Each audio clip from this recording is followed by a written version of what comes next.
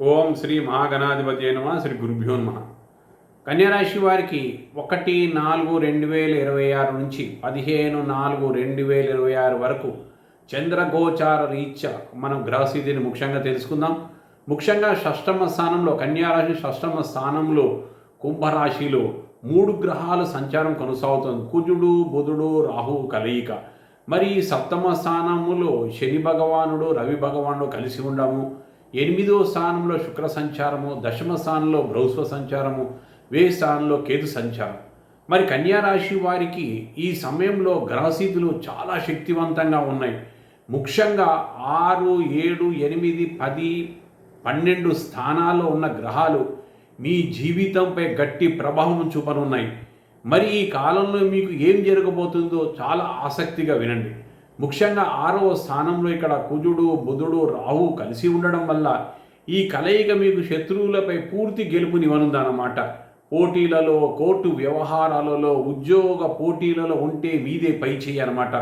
సాధించే అవకాశం చాలా ఉంది. అయితే కొన్నిసార్లు కోపం మరియు తొందరపాటు నిర్ణయాలు కొన్ని సమస్యలు తెచ్చిపెట్టవచ్చు. మాటలు చాలా జాగ్రత్తగా మాట్లాడవలసినటువంటి సమయం అన్నమాట. మరి సప్తమ స్థానంలో శని మరియు సూర్యుడు కలిసి ఉండడం వల్ల సంబంధాలు మరియు భాగస్వాములలో కొంత పరీక్షా కాలం ఉంటుంది. దాంపత్య జీవితంలో ఈగో క్లాషులు రావచ్చును. భాగస్వామితో ఓపిక మాట్లాడడం చాలా ముఖ్యం అన్నమాట.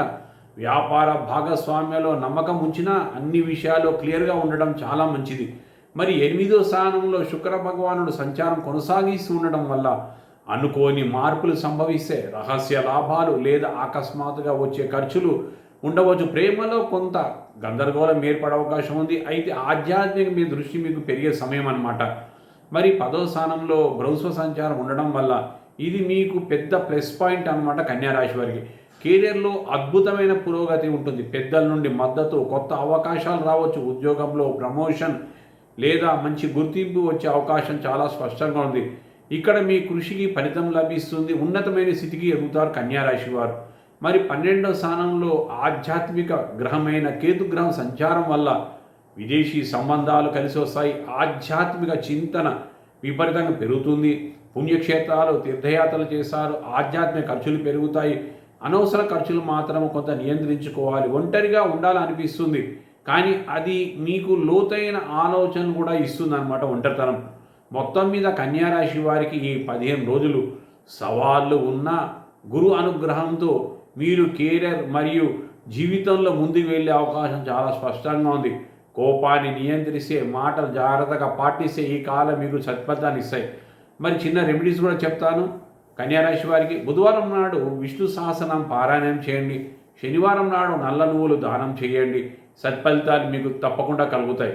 మీరు కామెంట్లో ఓం నమో నారాయణ అని కామెంట్ చేయండి. మీ ఫలితాలు మరింత వికసిస్తాయి అన్నమాట. ఈ వీడియో మీకు నచ్చితే కనుక లైక్ చేయండి, షేర్ చేయండి, సబ్స్క్రైబ్ చేయండి.